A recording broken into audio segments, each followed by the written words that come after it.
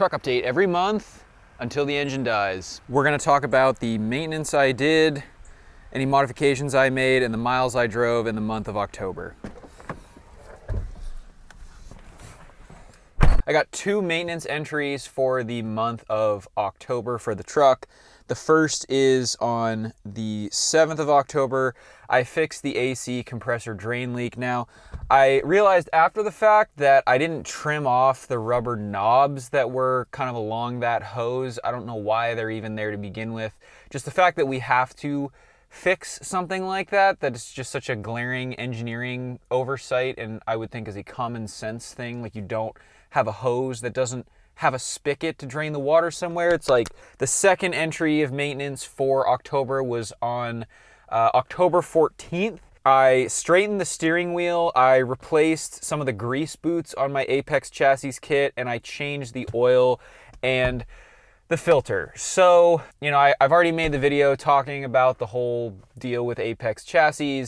I'm going to be taking that kit off as soon as possible, and I did find another option that's an OEM option, but is still better than OEM, and it's called XRF chassis. And so I'm gonna probably try that at the start of 2026, but I'm kind of holding off.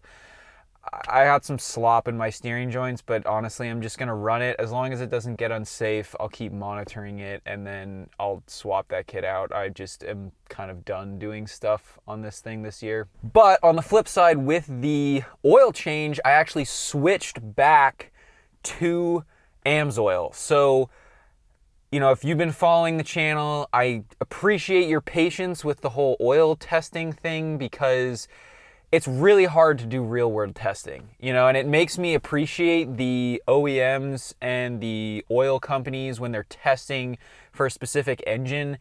You just realize how much work and time and money goes into that, because when I'm trying to do it myself, it's just hard. You know, you have to get the oil analysis done, you have to document your mileage. It's just like one more thing to think about. And when you have a lot of balls in the air and you're working, doing that as, you know, a side project just is a lot. So thank you for bearing with me, but I did change my oil and I sent my sample back. So the Shell Rotella that had been in the engine had over 9,000 miles on it. It was like 9,500 miles. And so I have that report back and it was good.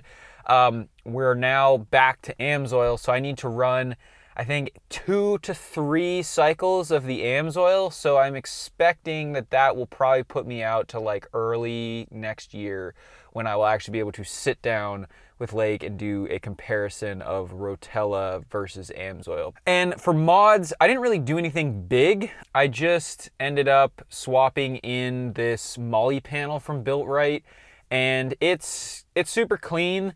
I wanted somewhere to like strap a jack in, or, you know, any other kind of camping gear, and it just gives you a bit more options than like the OEM jack mount that's back there. So I just put that in. That would be really the only mod.